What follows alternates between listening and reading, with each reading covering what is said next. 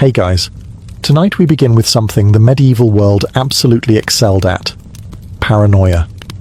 So before you get comfortable, take a moment to like the video and subscribe, but only if you genuinely enjoy what I do here. And let me know in the comments where you're tuning in from and what time it is for you. It's always fascinating to see who's joining us from around the world. Now, dim the lights, maybe turn on a fan for that soft background hum, and let's ease into tonight's journey together. If you were a medieval king, the safest thing you could eat was nothing truly. Because the royal kitchen wasn't a kitchen. It was a medieval hazard zone where every pot, pan, and smiling servant represented a different potential homicide attempt. The cooks weren't just making meals. They were unintentionally, and occasionally intentionally, conducting daily biochemical warfare. Picture it. You walk into your kitchen as the most powerful man in the kingdom, and immediately you're greeted by the soothing aromas of boiling meat, burnt bread, and that one fish that should have been buried months ago. The head cook swears it's fresh, which is medieval for, "We scrape the flies off." And that's before the conspiracies even start. To protect themselves, kings employed tasters, a prestigious title that sounds noble until you realize it translates to, "Please ingest this mystery stew and let me know if it kills you." It's the only job where surviving lunch counts as a promotion. These tasters would bravely sample every dish. If they survived, the king ate. If they didn't survive, the king ordered takeout. Takeout meaning more soup, but from the other cook who looks less murdery. But here's the shocking truth. Medieval rulers weren't being dramatic. Poisoning was practically a national pastime. Why bother overthrowing a throne through war, marching armies, spending money, sweating, when you could just sprinkle something suspicious into the royal porridge? Take King John of England. Chroniclers insist he poisoned at least one rival, which honestly checks out. The man was petty enough to lose the crown jewels in a swamp, so poisoning a relative was probably just another Wednesday. The Byzantine Empire, meanwhile, turned assassination by food into a competitive sport. Courtiers exchanged poisons the way modern kids exchange Pokemon cards. Some emperors didn't even bother ruling. They just waited for dinner, dramatically clutched their stomachs, and let the next cousin take over. Even the papal kitchens weren't safe. More than one cardinal conveniently dropped dead right before an election. Chroniclers blamed the will of God, which is medieval for, "Please do not ask questions about what is floating in the wine." So yes, kings were paranoid. But honestly, not paranoid enough. Every royal meal was a conspiracy theory waiting for confirmation. Every bowl was a threat. Every spoonful a cliffhanger. In medieval Europe, survival wasn't about courage, or strength, or divine blessing. It was about having a taster who really loved you. Medieval Europe had two great fears. Anything that moved in the woods after dark. Anything that moved in the woods after dark while singing. Which leads us directly to the era's juiciest conspiracy theory. Secret pagan cults hiding in the forests, practicing forbidden rituals under the moonlight, probably barefoot and definitely unwashed. Villagers swore these groups existed. The church swore these groups existed. Local cats probably swore these groups existed. And unfortunately for the Middle Ages, this conspiracy was absolutely true. But before you imagine robed sorcerers summoning demons, picture something far more historically accurate. A handful of exhausted peasants sneaking into the forest to chant old songs, burn herbs, and desperately hope the crops stop failing. Medieval life was stressful. You spent half the year starving, and the other half trying not to die from weather. If lighting a candle in the woods and whispering to the old spirits brought comfort, people were going to do it. And they did. These groups weren't sinister. They were more like illegal support groups with slightly better incense. But the church saw things differently. Anything not stamped approved by Rome was automatically a satanic plot. Enter the forest cult hunters. Priests who marched into the woods armed with torches, holy water, and absolutely zero survival skills. Usually they tripped over a root, screamed at an owl, and went home claiming they scared off a demon. But every now and then, they stumbled onto something real. stone circles locals still used, burned bundles of herbs in weird patterns, carved symbols older than Christianity, half a dozen peasants who really did not want to discuss their hobbies. The most famous of these secret groups were the Benandanti in northern Italy, people who literally said they left their bodies at night to fight witches and protect their crops. And the wild part? They believed it. The church interrogated them expecting demonic confessions, and instead got medieval Avengers roleplay. Then there were the forest magical healers, women and a few men, who used herbs, salves, moonlight rituals, and maybe some light chanting to treat illness. Herbalism wasn't illegal, unless you were good at it. Then suddenly it was devil magic. So yes, the whispers were true. Medieval Europe did have secret pagan cults hiding in the trees. Not evil. Not monstrous. Just very committed to not letting the church ruin their vibe. If you grew up imagining medieval monks as peaceful men quietly copying books and baking bread, I'm sorry to inform you that some of them were basically the CIA in robes. While villagers prayed, nobles schemed, and kings worried about their soup, the monasteries were conducting a very different kind of holy mission: information gathering. And yes, that's medieval for spying. The church, being the single largest institution in Europe, needed eyes everywhere. And who better than monks? They were literate, quiet, and already trained to observe human sin with the intensity of a judgmental cat. They travelled between monasteries, collected gossip disguised as confessions, and wrote everything down in neatly organised manuscripts. One could call them historians, but the more accurate term is intelligence analysts with better handwriting. The Dominicans were the worst offenders, or the best, depending on how much you enjoy organised paranoia. Their whole order was founded on rooting out heresy, which meant interviewing villagers, intercepting letters, and watching people a little too closely. If a medieval man sneezed near the wrong scripture, a Dominican friar magically appeared asking follow-up questions. Monastic travellers made excellent spies. They moved freely through kingdoms, carrying letters nobody dared inspect, because nobody wanted to go to hell for harassing a monk. Many kings secretly paid monks to report on court scandals, troop movements, and whether their nobles were planning a suspicious feast. It was the medieval version of a subscription service. Things became even more interesting with the rise of the Inquisition. Suddenly, the church had an entire institution dedicated to gathering incriminating information. Monks interviewed heretics, interrogated locals, and wrote down the juiciest rumours to send up the chain of command. Some reports were very serious: political uprisings, illegal pagan rites, hidden rebellions. Others read like medieval gossip magazines. Brother Gregory reports that the shoemaker's wife was seen at night carrying suspicious herbs, possibly witch. Further surveillance needed. Not all monks were involved in spying, of course, but enough were that people began to notice. Villagers whispered that the monasteries knew everything, and they weren't wrong. A monk could walk into a town, buy bread, ask 3 polite questions, and suddenly know more about your marriage than your spouse did. So yes, the conspiracy was real. Behind the chanting and the candles, medieval monasteries ran a quiet, continent-wide network of information, secrets, and surveillance. And unlike most medieval institutions, it actually worked. It turns out the most dangerous weapon in the Middle Ages wasn't the sword, or the crossbow, or even poisoned stew. It was a monk with a very good memory. If you asked a medieval European what the Knights Templar were up to, they'd probably whisper something like, "Oh, you know, guarding treasure, hoarding secrets, worshipping mysterious heads, controlling kings, threatening the Pope, inventing banking, summoning demons, normal knight stuff." Medieval people loved a dramatic conspiracy, and the Templars were their favourite target. The best part? Some of it was actually true.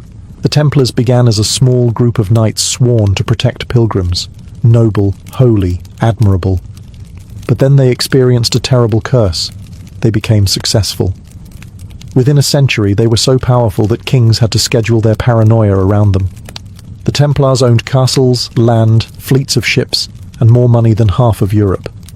They were essentially a medieval combination of the Navy SEALs, the Federal Reserve, and that one cult your aunt keeps researching online. And with great power comes great suspicion. Rumours spread that the Templars guarded a massive treasure hoard.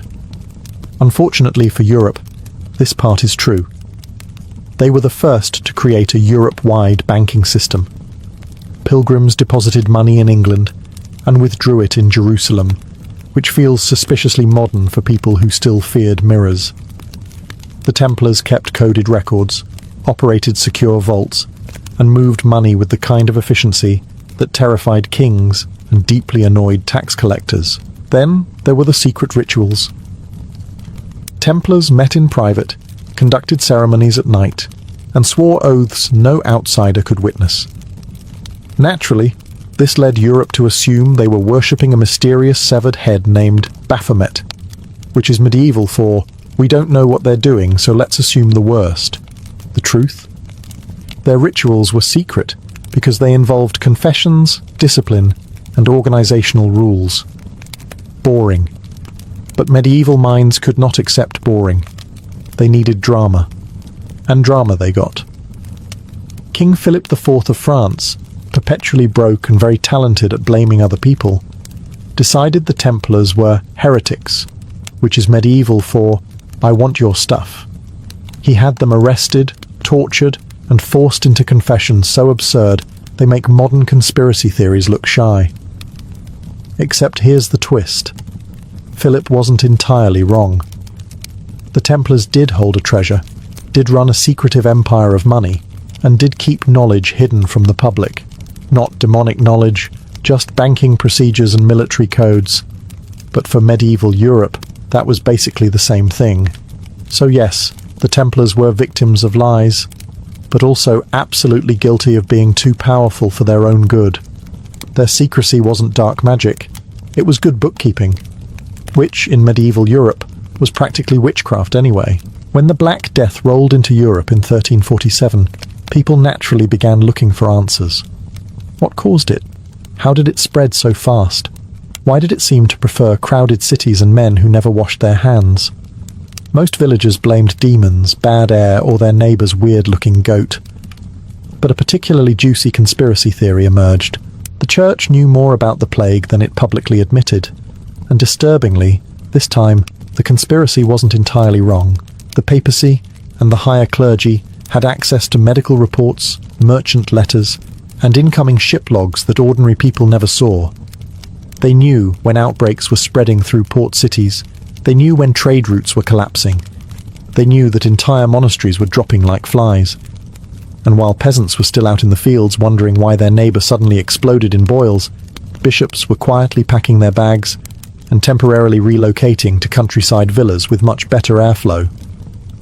To be fair, medieval clergy weren't doctors.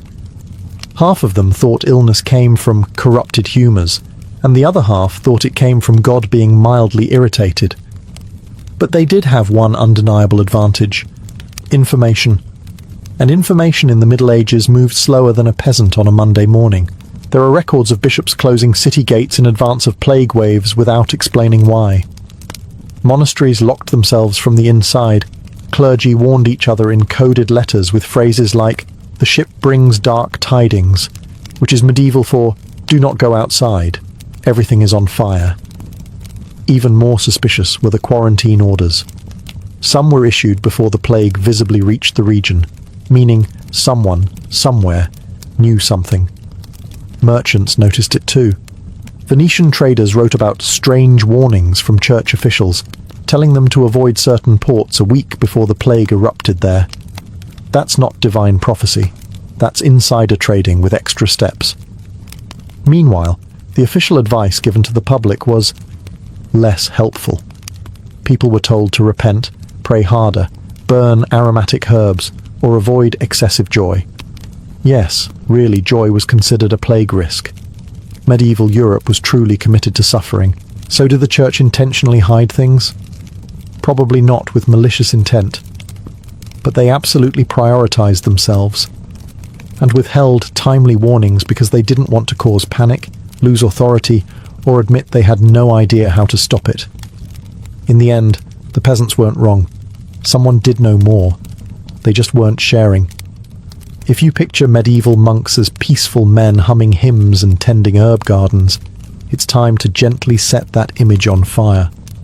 Because hidden among the holy texts and the chanting were certain specialists, discreet gentlemen, problem solvers, men who could recite the Psalms from memory and also eliminate a political rival without disturbing the choir practice. Yes, medieval Europe had cloistered assassins, and no, this is not the plot of a questionable Netflix show. It was real. These men weren't monks by spiritual calling. They were monks by convenience. Joining a monastery gave you shelter, food, legal protection, and the ability to travel between kingdoms without anyone asking why you had a suspiciously heavy bag. Monastic robes were basically the medieval version of an all-access VIP pass. And who hired these holy hitmen? Nobles, of course. The same people who were already trying to poison each other's soup. If a noble wanted something done quietly, efficiently, and with plausible deniability, he didn't send a knight. Knights were loud. Knights bragged. Knights tripped over their own armor. No, he sent brother someone who shouldn't be asked questions.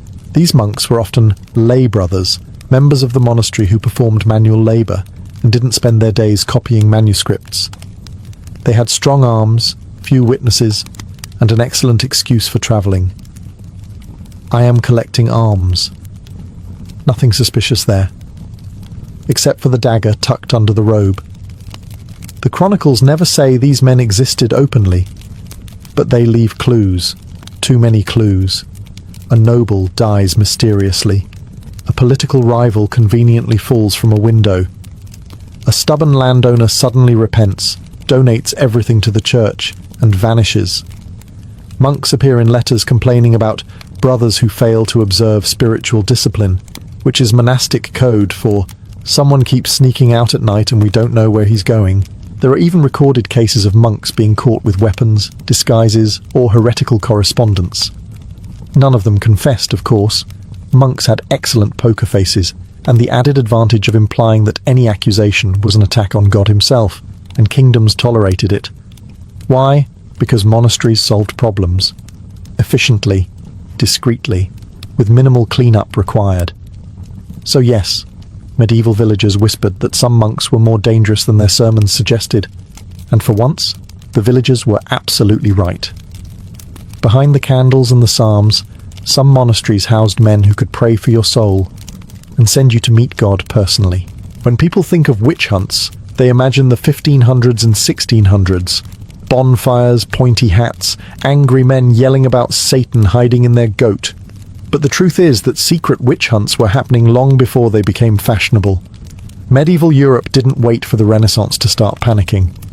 They were already terrified, and already correct about some things. Before the official witch craze, villagers spoke in whispers about wise women gathering herbs at night. These were not broom-flying sorceresses. They were the local healers, midwives, and unofficial therapists. The people you visited when you couldn't afford a doctor, which was always because doctors in the Middle Ages mostly recommended bleeding you to death. These women knew plants, cures, poisons, childbirth, and how to make your husband's headache disappear, sometimes permanently. Their knowledge was extremely valuable, which immediately made the church suspicious in medieval Europe. Knowing things was practically a crime. So villagers created their own little conspiracy theory. These women were part of a secret network, sharing forbidden knowledge under the moonlight. Herbs were coded messages. Knotted cords were symbols of protection. Midnight gatherings were strategy meetings. And although it all sounds dramatic, it wasn't completely wrong. There were networks of healers who trained each other, passed down knowledge, and shared dangerous remedies quietly, so the church wouldn't accuse them of witchcraft. But mistakes were made. Some women cured illnesses the church failed to cure. Some predicted storms better than priests. Some fixed marriages with love potions that definitely violated several commandments. Naturally, this meant they had to be in league with Satan. When livestock died, blame the healer. When crops failed, blame the healer. When your husband ran off to join the Crusades because you kept nagging him about taking out the chamber pot, surely the healer cast a spell. And yet, beneath the hysteria, the conspiracy theory held a sliver of truth. There really were secret gatherings of magical practitioners. Only their magic was just science, herbs, and experience. In a world run by superstition, competence looked supernatural. So medieval villagers began hunting witches long before the official manuals existed. They charged them in local courts, questioned them in barns, and occasionally tried to drown them in rivers. These early witch hunts were sloppy, chaotic, and extremely unprofessional, but tragically real. The irony: the only witches who actually existed were the ones trying to keep everyone alive, which, in the Middle Ages, was suspicious behavior indeed. Medieval kings were dramatic. They loved grand gestures, heroic speeches, unnecessary wars, and occasionally faking their own deaths, or, at the very least, making everyone think they did. And the wild part? Medieval people suspected this.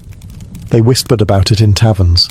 They passed rumours down through generations, and in at least one deliciously messy case, their conspiracy theory wasn't entirely wrong. Enter Holy Roman Emperor Frederick, a man so eccentric, so intelligent, and so uncomfortably ahead of his time that Europe genuinely didn't know what to do with him. He spoke multiple languages, loved science, wrote poetry, and kept a personal zoo, which automatically made him suspicious in the eyes of medieval peasants, who believed any man who liked books was probably consorting with demons.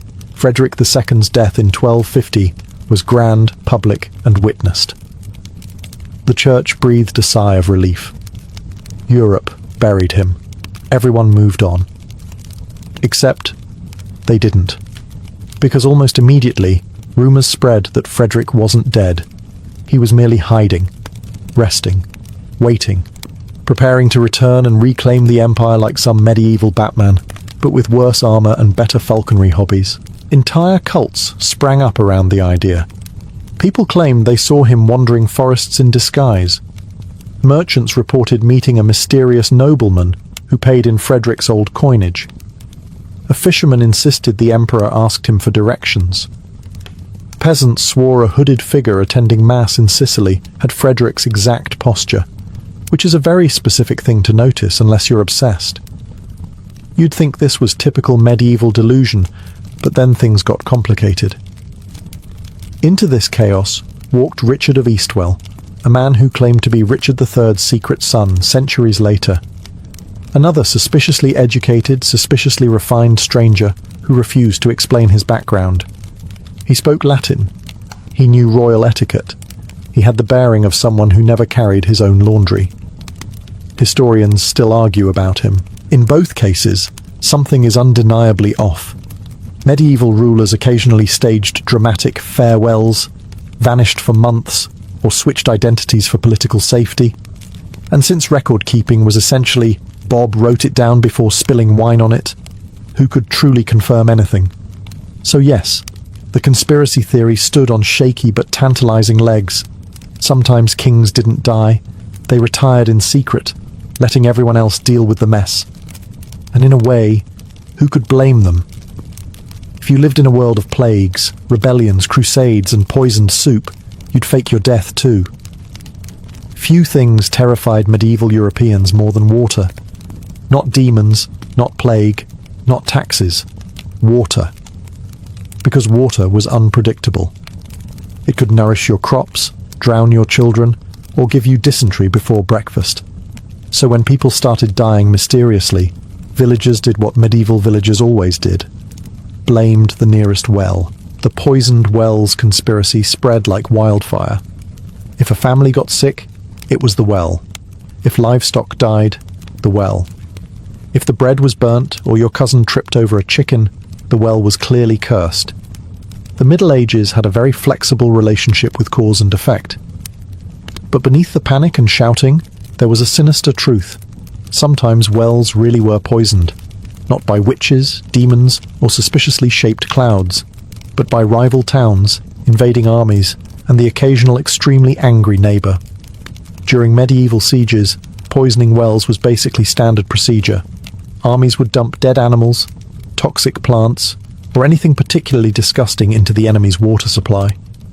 Nothing says, "Please surrender," like finding a decomposing goat floating in your bucket. Siege manuals even recommended it. Imagine a military guide that calmly advises, Step 3, sabotage their plumbing. European villagers, however, didn't know about siege tactics. So when people started dying miles away from any battlefield, villagers invented their own explanations. Outsiders were the favorite suspects. A traveler passing through, poisoner. A merchant selling herbs, definitely a poisoner. Someone who looked like they could read, don't even get started. One of the darkest examples occurred during the Black Death, when towns accused Jewish communities of poisoning wells. It wasn't true, but the tragedy highlights how deeply the conspiracy had rooted itself in medieval minds. Water was dangerous, mysterious, and perfect for accusations. And yet, even in peaceful times, wells could become toxic. Rain washed waste into them. Dead rats fell in. Mouldy leaves fermented into a medieval smoothie of death. Most wells were essentially unfiltered holes in the ground, surrounded by people who bathed once per year and believed germs were part of astrology. So were wells poisoned? Technically, yes, but mostly by bacteria, something medieval people would have considered witchcraft anyway. The irony is painful. Medieval villagers terrified each other with stories of secret poisoners, while nature did most of the poisoning for free. But when the entire world feels unstable, you pick simple answers. And in the Middle Ages, the simplest answer to anything was, the well did it. Medieval Europe adored a good identity crisis. If someone wandered into town claiming to be a long-lost prince, people didn't question it. They immediately threw a feast, argued about lineage, and started sharpening pitchforks just in case. And this wasn't because medieval people were gullible. They were, but that's beside the point. It was because royal imposters actually happened frequently. In a world without photography, fingerprints, dental records, or even consistent spelling of names, identifying someone was basically a group guess. Does he look royal? Was the medieval version of a background check. And looking royal usually meant having all your teeth and not smelling like onions. Enter one of the strangest cases, Richard of Eastwell. According to local stories, he appeared in Kent in the 1400s, claiming, softly, politely, mysteriously, to be the secret son of Richard III. A bold claim, but then he demonstrated skills no ordinary peasant would have, reading Latin, writing beautifully, holding utensils properly, and not flinching when people mentioned taxes. Suspicious behavior indeed. He never admitted it outright, but he hinted, heavily. And since medieval England adored drama, people believed him. Centuries later, historians still debate his origins because the details match just a little too well. Medieval record-keeping might as well have been done on napkins, so the possibility remains deliciously open. But Richard wasn't alone. Medieval Europe was crawling with resurrected royals.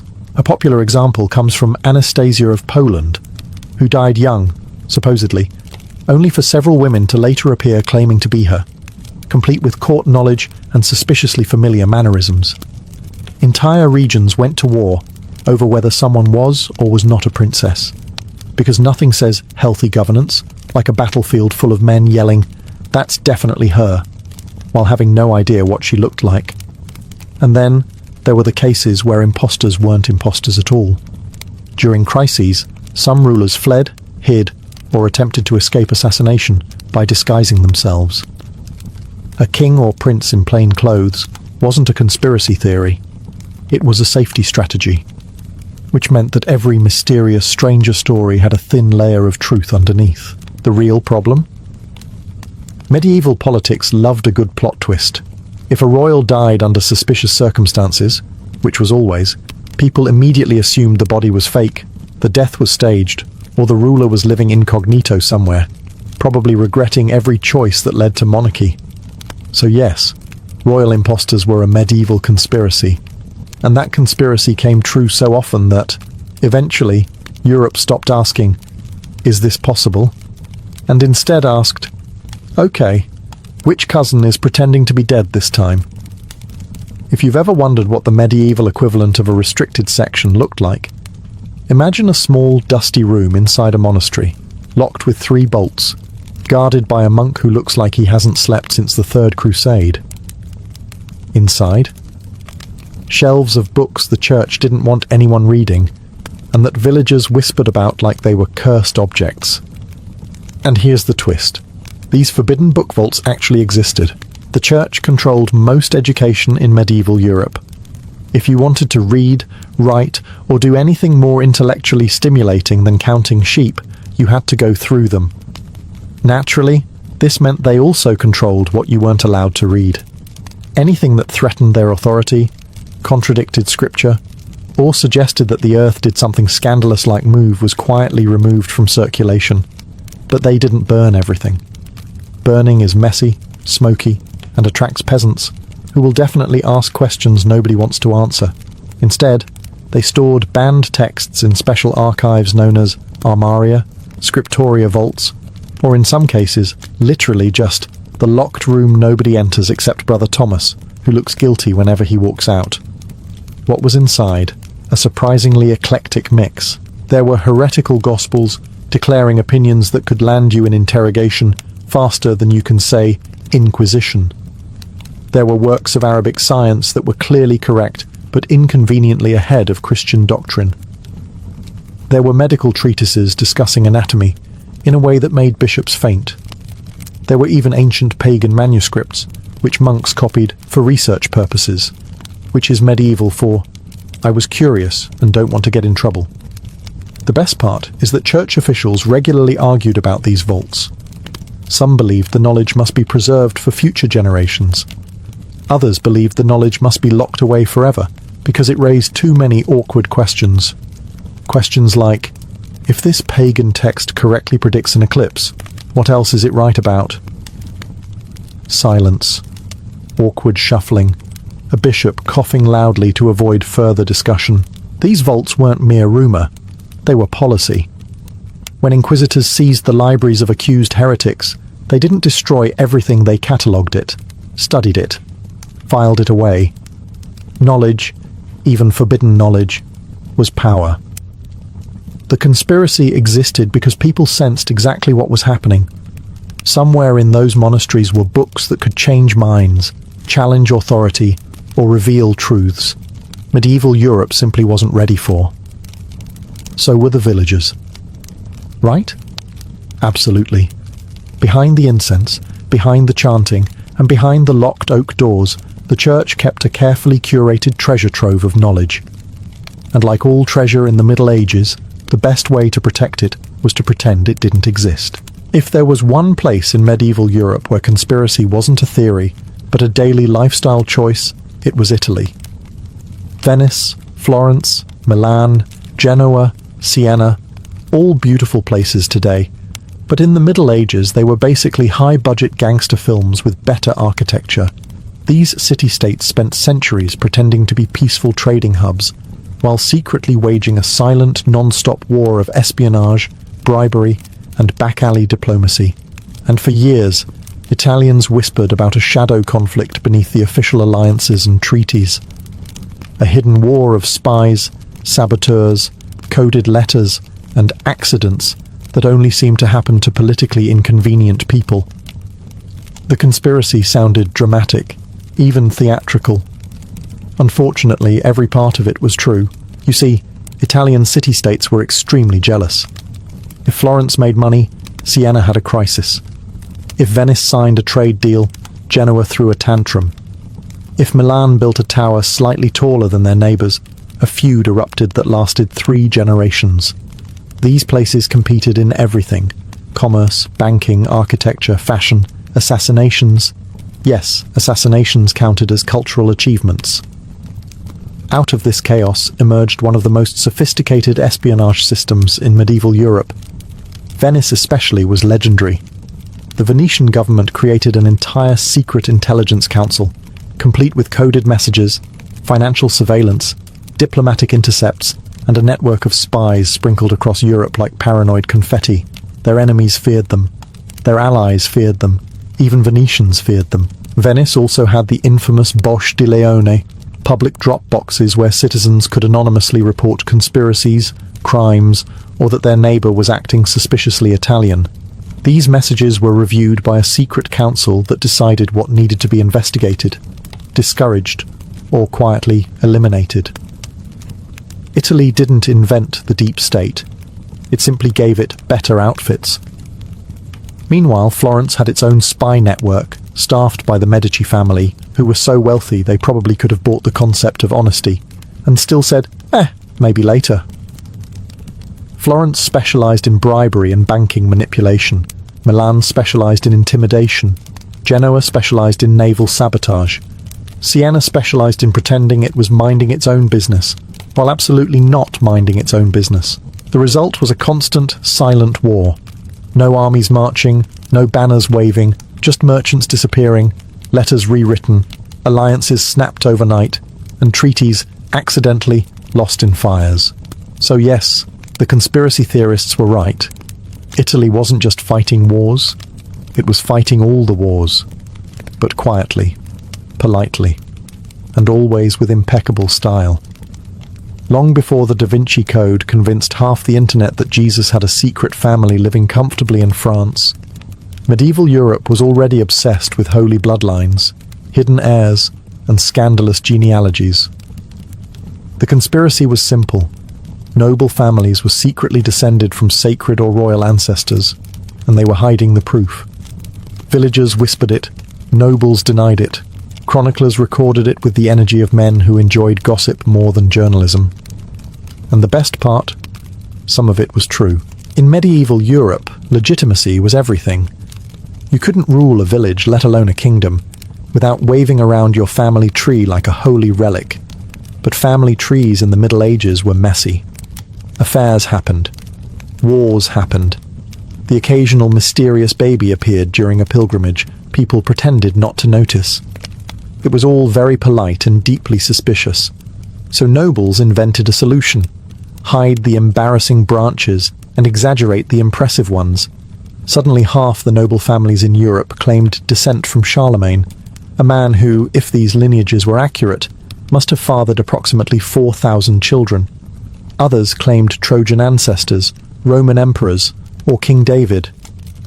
Medieval genealogists were not historians. They were creative writers with quills. But beneath the nonsense, real hidden bloodlines existed. Letters discovered centuries later revealed illegitimate royal children quietly placed in monasteries, foster homes, or distant countryside estates with the vague instruction, "Raise this boy and do not ask questions." Some resurfaced, some didn't. Some had descendants who discovered, 500 years later, that great-great-grandma wasn't a peasant after all. She was the secret daughter of a duke with poor self-control. One of the juiciest examples involves the Capetian dynasty of France, which secretly supported certain noble houses financially for generations. Houses suspiciously connected to lost royal infants. Meanwhile, English chroniclers recorded hidden heirs living under fake names during civil wars, waiting for the right moment to reclaim the throne, which usually meant never, absolutely never. And then there's the church. Monks occasionally wrote irritated notes like, "Another noble child has been entrusted to us, origin unclear," which is medieval code for somebody dropped off a baby again, and no one will tell us whose it is. So was there a conspiracy around holy bloodlines? Yes, but not because they were sacred. They were secret because they were scandalous affairs, hidden heirs, swapped identities, political insurance babies, all tucked away behind thick castle walls. Medieval Europe didn't need mythical descendants of Christ. It already had enough royal drama to last until the apocalypse.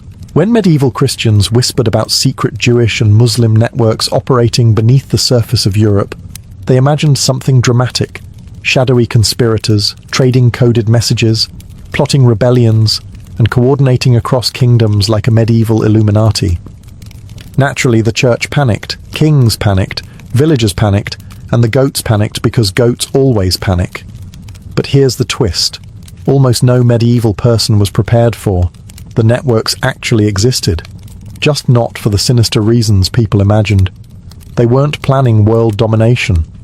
They were planning survival. During the Middle Ages, Jewish and Muslim communities were frequently persecuted, overtaxed, expelled, or, on particularly stressful Tuesdays, accused of poisoning wells, summoning demons, or staring too suspiciously at bread. So, to avoid extinction, these communities created underground systems of communication and escape, quiet, subtle, and absolutely not meant to overthrow anything except their own misfortune. These networks included safe houses, coded routes, sympathetic merchants, and doctors who travelled in disguise. Entire families fled across borders using pre-arranged signals, a lamp in a window, a scratched doorway, or a phrase like, "Is the pomegranate harvest good this year?" which was medieval code for, "Hello, I am in danger and would like to leave immediately." Jewish communities maintained informal transit routes stretching from France to the Rhineland to Iberia, with each stop overseen by someone who had mastered the ancient art of pretending nothing suspicious was happening. Meanwhile, Muslim communities in Spain and North Africa maintained cross-Mediterranean escape paths, moving fugitives, scholars, and persecuted families with remarkable efficiency. Compared to most medieval institutions, which functioned like a donkey limping through molasses, these networks were shockingly competent. Of course, Christians interpreted this competence as proof of conspiracy. If a persecuted group managed to survive, that clearly meant they were plotting something. The logic was peak medieval. They escaped danger, suspicious, better increase the danger, and yet, behind the hysteria, these underground systems saved countless lives. They preserved knowledge, protected families, and kept cultural traditions alive during centuries of hostility. Some historians even argue they laid the early groundwork for later, more organized resistance movements during the Renaissance. Ironically, the only medieval conspiracy theorists who got this one right were the ones who intended harm. They sensed there was an invisible network, and there was. They simply misinterpreted its entire purpose. It wasn't a threat, it was a lifeline. So yes, the conspiracy was real. But instead of planning the downfall of Europe, these networks were doing something wildly uncharacteristic for the Middle Ages. They were helping people. Medieval Europe officially ran on feudalism. Kings, nobles, peasants, duties, tithes, and taxes that made absolutely no sense to anyone, including the people collecting them. This was the system everyone talked about, the system written in charters, the system priests preached about while ignoring their own financial habits. But beneath that wonderfully dysfunctional surface existed another system. A quiet, unofficial, unregulated maze of deals, favors, illegal markets, and under-the-table arrangements known today as the shadow economy in medieval terms. Just how things work, my son. And here's the fun part. Everyone pretended it didn't exist, while simultaneously participating in it daily. The conspiracy went like this. Groups of thieves, smugglers, moneylenders, and entrepreneurially flexible peasants operated outside the law, forming networks that stretched across towns and even kingdoms. Secret trade routes, black market goods, illegal borrowing, quiet bribes, all happening in every alley and tavern from London to Venice. Medieval people believed in this underground economy. They told stories about it. They warned their children about it. They drew very dramatic lines in the sand about how sinful it was. And they were absolutely right. Start with the thieves' guilds. Yes, they existed. No, they did not wear uniforms.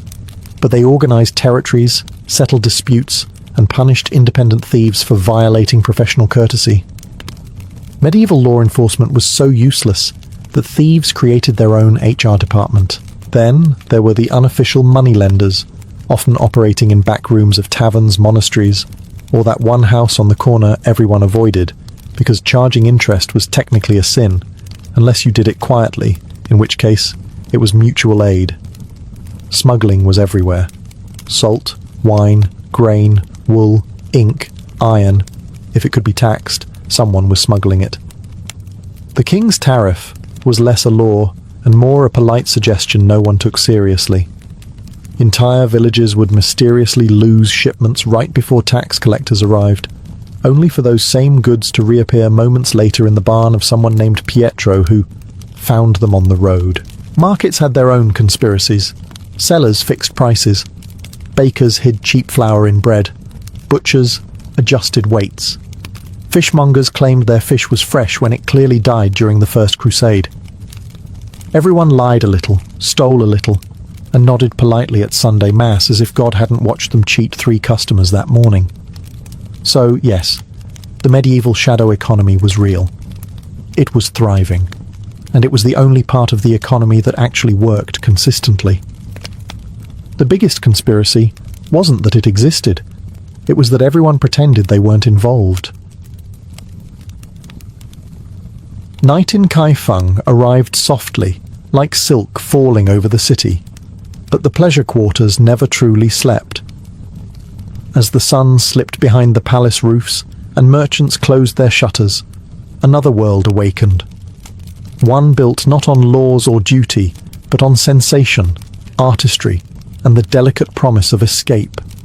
Lanterns lit first, trembling gently as servants carried them out in long chains, each flame protected behind lacquered shades of red, gold, and soft jade.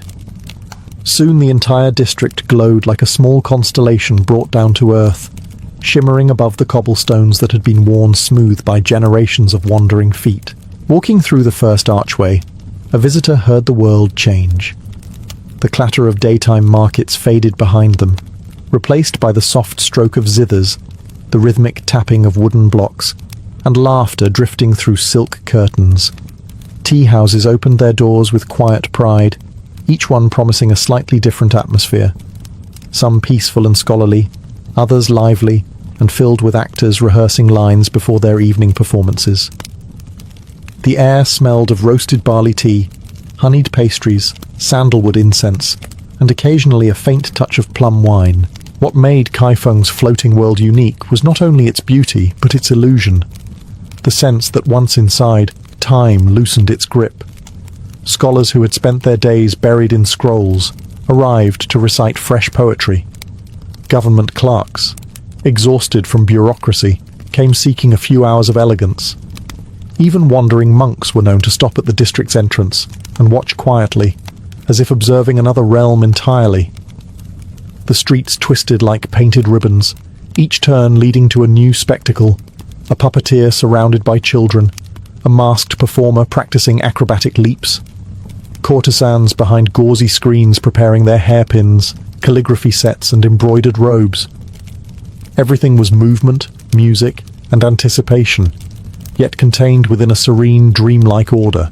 Visitors often remarked that entering Kaifeng's pleasure quarters felt like stepping into a painting where nothing harsh or hurried could touch them.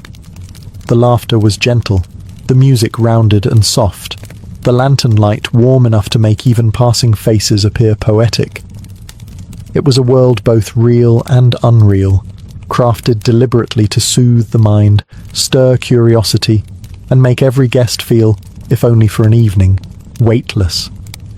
Here, pleasure was not loud or crude.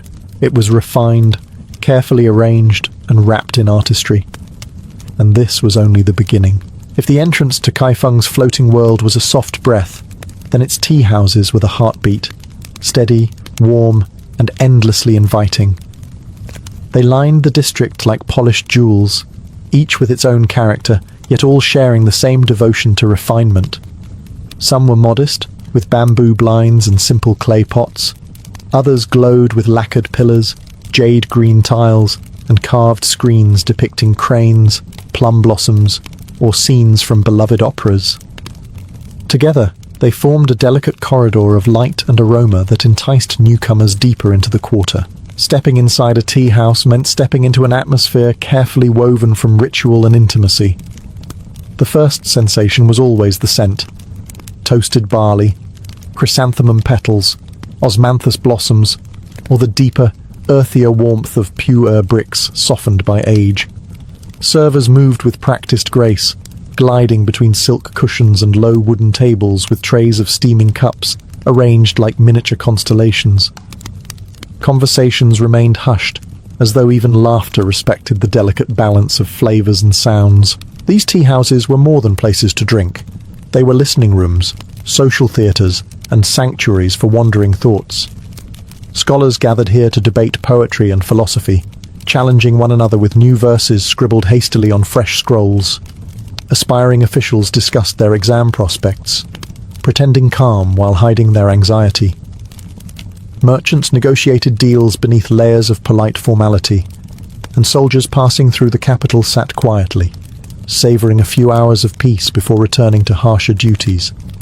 Yet the true charm of these spaces came from the courtesans who performed within them. Unlike the women of the brothels, these artists were prized for their mastery of subtlety.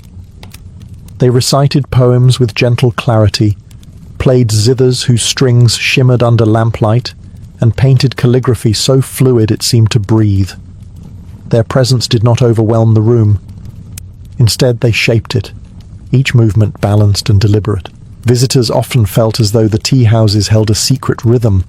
Voices flowed like soft rivers, music rose in delicate waves, and the clinking of porcelain cups punctuated each moment like a quiet heartbeat.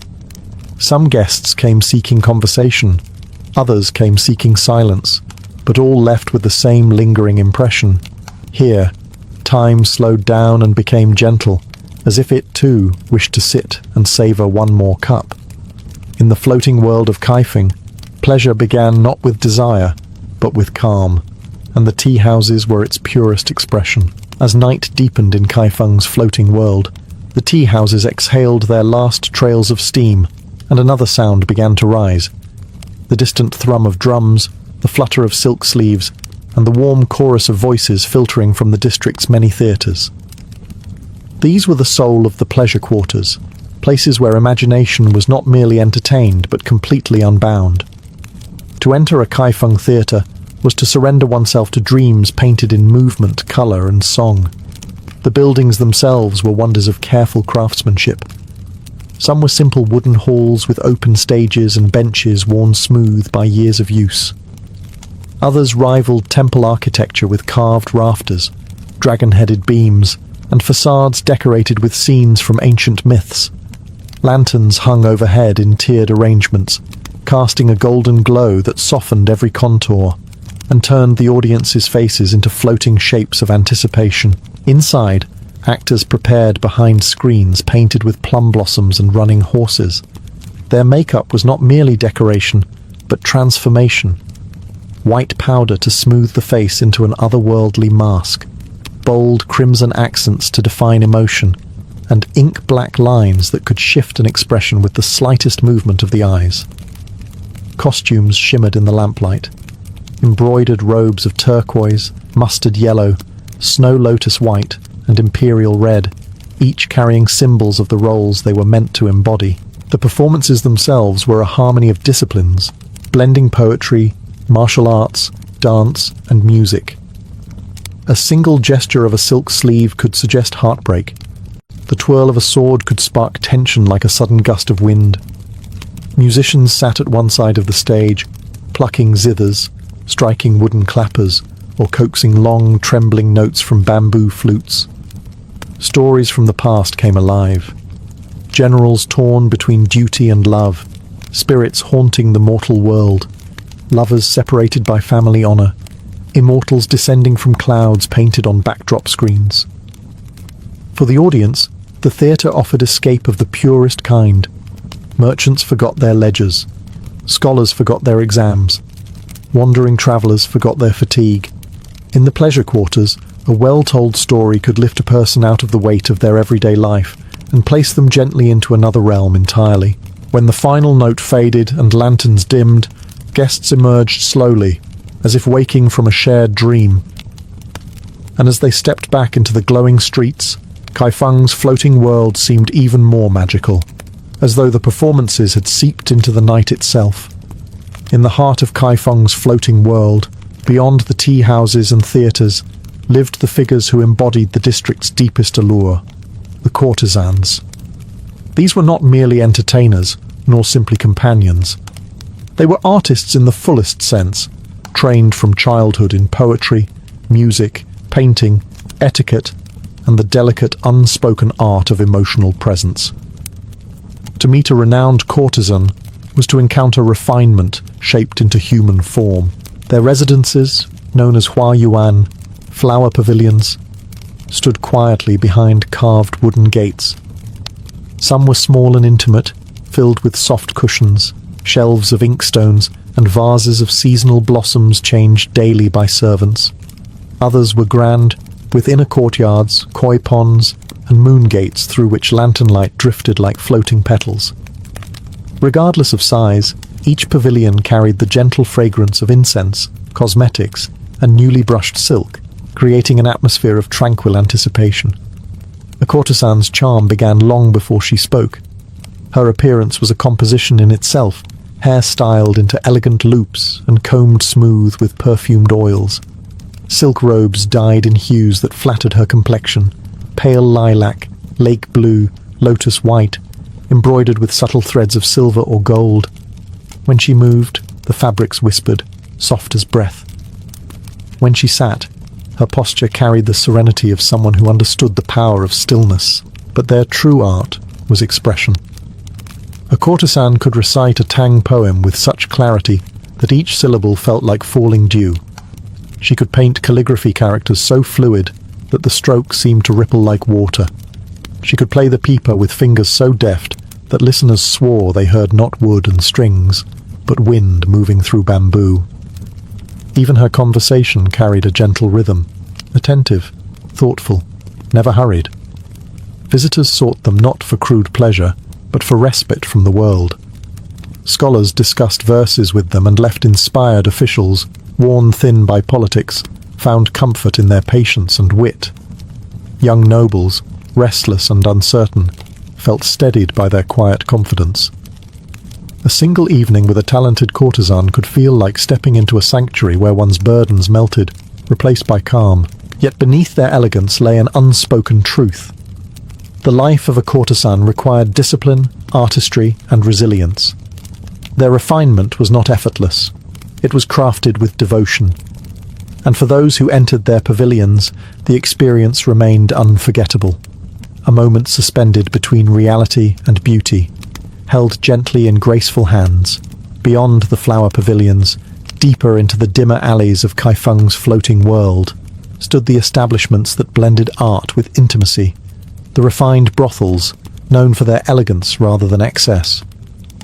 These were not places of hurried indulgence, but carefully curated sanctuaries where desire was softened by ritual, conversation, and cultivated charm. Even their entrances spoke of restraint. Carved wooden doors, silk banners that shifted with the breeze, and lanterns whose warm glow promised companionship wrapped in grace. Inside, the air carried a subtle mixture of incense, powdered sandalwood, and the faint sweetness of plum blossoms arranged in porcelain vases. Rooms were decorated with folding screens painted with cranes or mountain scenes, their colours muted under candlelight. Low tables held calligraphy brushes, wine cups, and instruments waiting for performances. Everything was arranged to slow the visitor's breath, to quiet restless thoughts, and to prepare them for a different rhythm of the night. Unlike the courtesans of the flower pavilions, celebrated for artistry above all, the women of these houses specialized in weaving emotion and comfort. They welcomed guests with soft voices and practiced gentleness, guiding conversations with an intuitive understanding of mood. A guest's troubles were never dismissed. Rather, they were absorbed into the warm atmosphere, becoming part of the evening's quiet unfolding. Wine was served sparingly, never to dull the senses, but to loosen stiffness and open space for genuine presence.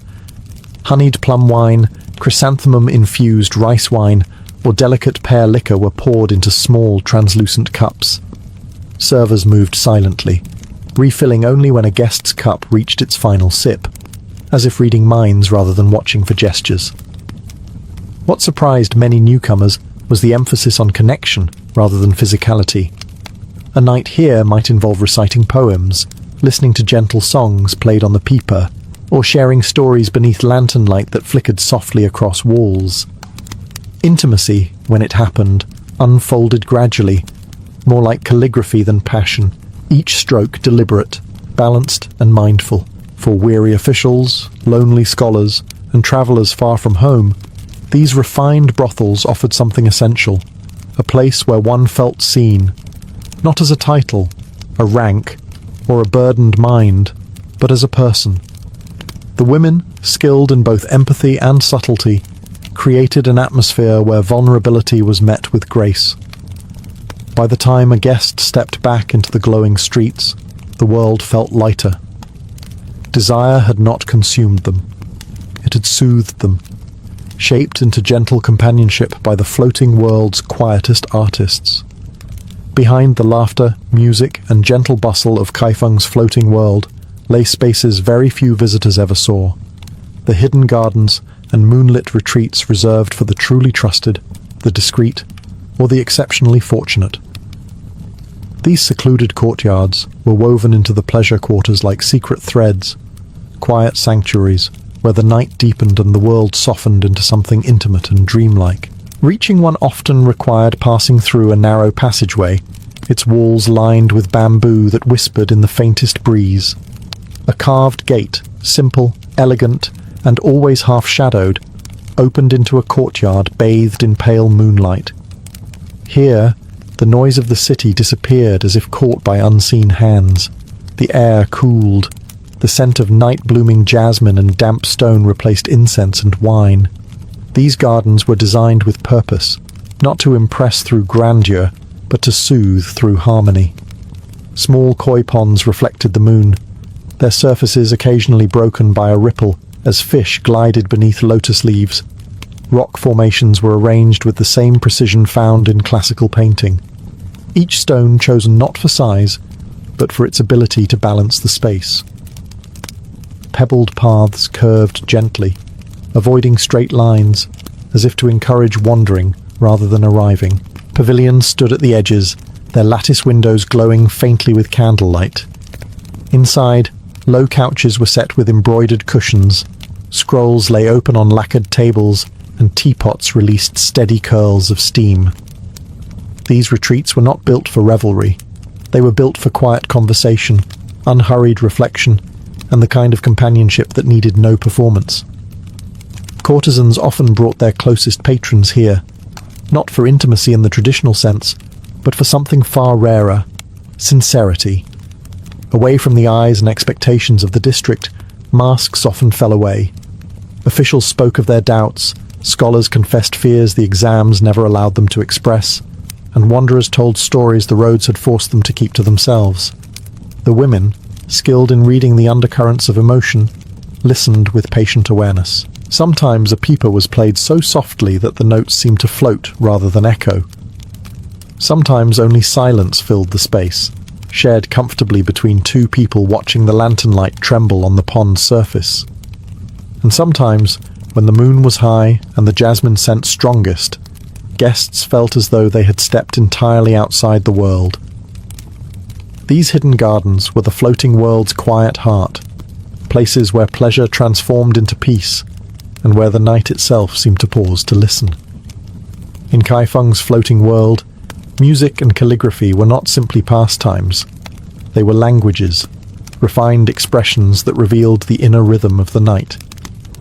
While visitors often arrived seeking conversation, comfort, or performance, many found themselves unexpectedly captivated by these quieter arts. They formed the backbone of the district's emotional landscape, turning fleeting evenings into memories that lingered like ink on silk. Music came first, drifting through the pleasure quarters like a soft breeze. The pipa, with its pear-shaped body and bright, fluid notes, was the most familiar voice of the night. Courtesans plucked its strings with fingertips, hardened by practice, yet softened by grace, producing melodies that could shift from playful to melancholic with a single change of tempo.